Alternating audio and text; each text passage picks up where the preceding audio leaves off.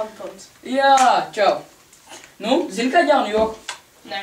Par neiģeriem. Par neiģeriem? Nu jā, diezgan ko zinu. Piemēram, gāja neiģers pa balto ielu. Un pēkšņi ieraudzīja, ko palika nakts. Tad viņu neviens neieraudzīja. Bet viņš domāja, ja es baltajā dienā ar baltu kreklu, ko baltos nevarēs ieraudzīt. Bet viņus var ieraudzīt.